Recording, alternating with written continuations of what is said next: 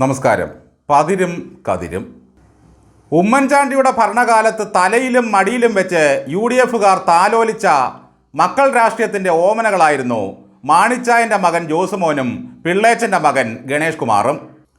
ജോസിനെ മാണിച്ചായനും കുട്ടിയമ്മയും കൂടി ലാളിച്ചതിലുമേറെയാണ് ഉമ്മൻചാണ്ടി പുന്നാരിച്ചത്. ഈ മാണിക്ക് വേണ്ടിയായിരുന്നു കോൺഗ്രസിൻ്റെ നേതാക്കൾ നിയമസഭയിൽ കടികൊണ്ടതും തെറി കേട്ടതും. മറ്റൊരു പുന്നാരപുത്രനായ ഗണേശിനെ സംരക്ഷിക്കാൻ ഉമ്മൻചാണ്ടി എന്തെല്ലാം സഹിച്ചു. അന്നത്തെ വിവാദ നായികയുടെ ഭർത്താവ് തന്നെ വന്നു കണ്ടു പറഞ്ഞ ആ രഹസ്യം കുമ്പസാര രഹസ്യം പോലെ ഉമ്മൻചാണ്ടി കൊണ്ടു നടന്നു. മരിക്കുന്നതിൻ്റെ തലേന്ന് പോലും ആ രഹസ്യം ഭാര്യ മറിയാമ്മയോട് പോലും ഉമ്മൻചാണ്ടി പറഞ്ഞില്ല. എന്നിട്ടും ഈ മക്കൾ രണ്ടുപേരും കോൺഗ്രസിനെ തിരിച്ചും മറിച്ചും ഇട്ടുകുത്തി. പിണറായി വിജയൻ്റെ കോലായിൽ ചെന്ന് കയറിയ ജോസ്മോന് കയ്യിലിരിക്കുന്ന പമ്പരമൊന്ന് ആഞ്ഞു കറക്കാനോ ചുണ്ടിലെ PP ഒന്ന് ആഞ്ഞൂതാനോ സ്വാതന്ത്ര്യമില്ല. പണ്ടുണ്ടായിരുന്നത് പോലെ ചുണ്ടിന് വീതി കൂട്ടിയുള്ള ചിരിയില്ല ഇപ്പോൾ. എപ്പോഴാണ് കാരണഭൂതൻ്റെ ആട്ടും തെറിയും കേൾക്കുകയെന്ന് ഒരു ഉറപ്പുമില്ല. സ്വന്തം സ്വത്വവും മലയോര കോൺഗ്രസിൻ്റെ റബ്ബർ മണവും ഇന്ന് ജോസിനും അദ്ദേഹത്തിൻ്റെ പാർട്ടിക്കുമില്ല. മറ്റൊരു മകനിതാ പടിയേറ്റിനൊരുങ്ങുന്നു. അപ്പനും മകനും 12 കൊല്ലം മാറി മാറി ഭരിച്ചിട്ടും KSRTC നശിച്ച് നാറാണക്കല്ല് കണ്ടതല്ലാതെ രക്ഷപ്പെട്ട ചരിത്രമില്ല. ഉമ്മൻചാണ്ടിയെ കുത്തുപാളയടിപ്പിക്കാനുള്ള സകല നെറുകേടുകളും കാട്ടിക്കൂട്ടിയതിൻ്റെ പിന്നിൽ ഈ ഗണേശനാണെന്ന സത്യം ആർക്കാണ് അറിഞ്ഞുകൂടാത്തത്?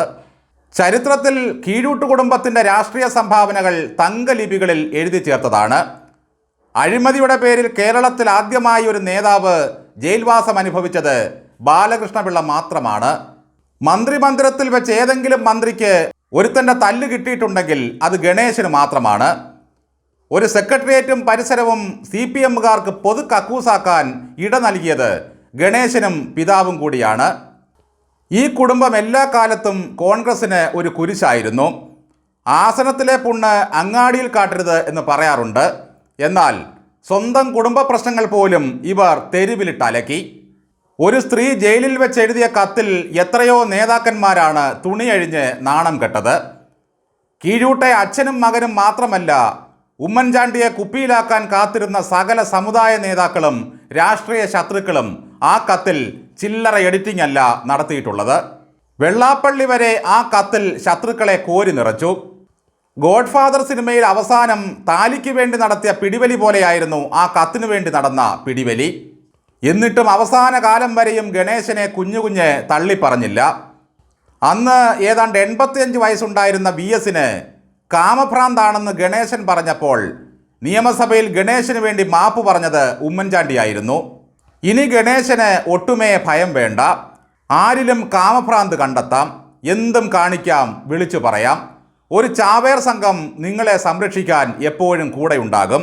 എല്ലാത്തിനും മുമ്പിൽ പിണറായി വിജയനുണ്ട്. പണ്ട് അപ്പനെയും മകനെയും തെറി പറഞ്ഞ സൈബർ സഖാക്കൾ ഇനി ഗണേശ സ്തുതികളുമായി വന്ദിച്ചു നിൽക്കും. പഴയ ഓർമ്മകളുടെ ഭാരമാകാം ഗണേശന് ഔദ്യോഗിക വസതി വേണ്ടത്രേ. പകരം സിനിമാ വകുപ്പ് കൊടുത്താൽ മതി. നിയമസഭയിലെത്തുന്ന ആദ്യ ദിവസം തന്നെ ഉമ്മൻചാണ്ടിയെ 10 തെറി പറയണം. കുഞ്ഞൂഞ്ഞിൻ്റെ ജനസമ്പർക്കത്തിലെ ധൂർത്തിനെപ്പറ്റി കഴിഞ്ഞ ദിവസം ഗണേശൻ പറയുന്നത് കേട്ടു.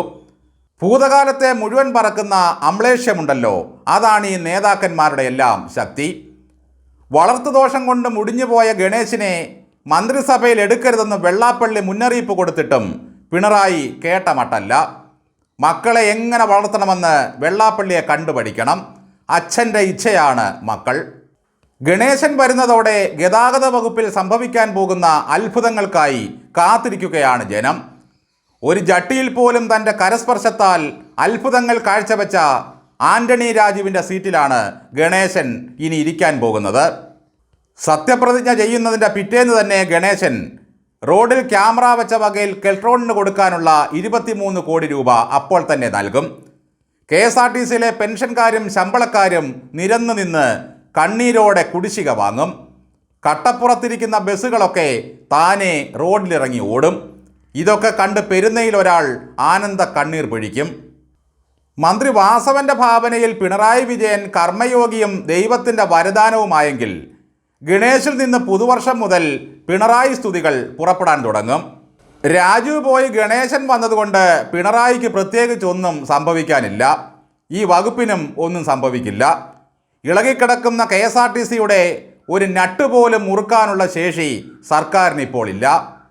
മച്ചിപ്പശുവിന് മേയാൻ പുല്ല് കരിഞ്ഞ പറമ്പെന്ന പോലെ ഘടകകക്ഷിയിലെ പശുക്കളെ കെട്ടാൻ ഒരു വകുപ്പ് അത്രമാത്രം. അതറിയാവുന്നതിനാലാണ് ഗണേശൻ സിനിമയ്ക്ക് വേണ്ടി പിടിക്കുന്നത്. KSRTCക്കാരുടെ തെറി കേൾക്കുമ്പോൾ ആനന്ദലപ്പിക്ക് വല്ലതും വേണ്ടേ? ഇനി എന്തെല്ലാം അഭിനയങ്ങൾ കാണാനിരിക്കുന്നു.